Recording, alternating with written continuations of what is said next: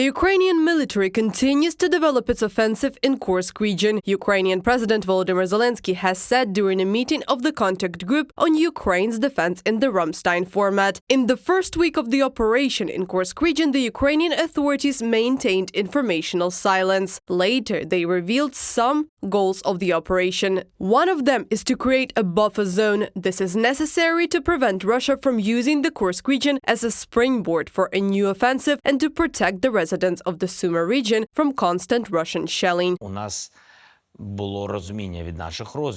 We had an understanding from our intelligence agencies, and even openly Putin and his entourage stated that they wanted to build a buffer zone along our border, few kilometers deep into our state. This was a very serious challenge for us. I know that they did not give up these plans, so we realized that we had to carry out an appropriate operation to create a buffer zone not on our territory but on their.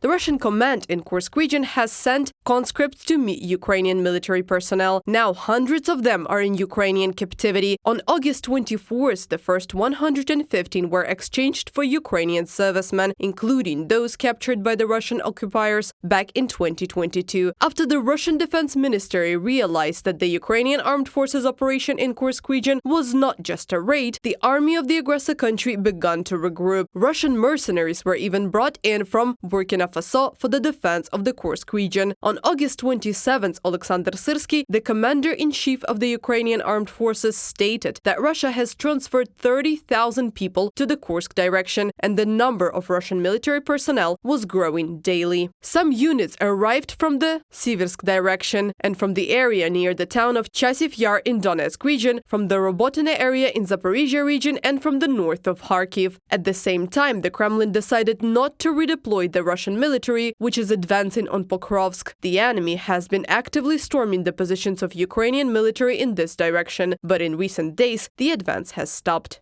We are doing everything possible not to lose Pokrovsk. We have strengthened our defenses in this area. Indeed, over the past 6 days, the enemy has not advanced a meter in this direction, so our strategy is working. Of course, the enemy is concentrating its most prepared units in the Pokrovsk area, but we have deprived them of the opportunity to maneuver and deploy their reinforcements from other directions. In other words, it actually turns out that even if they have not moved any units from near Pokrovsk, except for one Marine brigade, they are now unable to maneuver as they were before.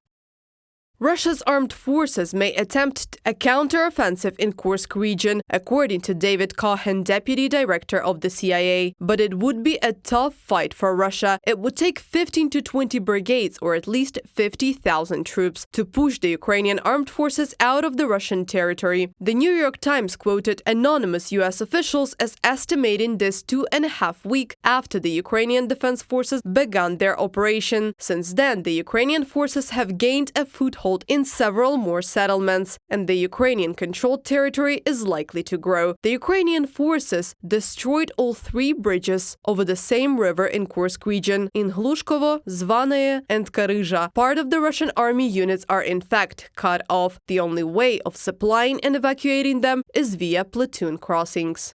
The state border between Russia and Ukraine in the south and west is prepared for defense, but it will be difficult for the Russians to defend if the Ukrainian armed forces advance from the east. In addition, in the west, the Ukrainians have already crossed the border and took control of a small section of Russian territory of 15 square kilometers up to the same river. The farm Otruba is located there. The Russians now have a simple choice: either fight and defend this territory or retreat.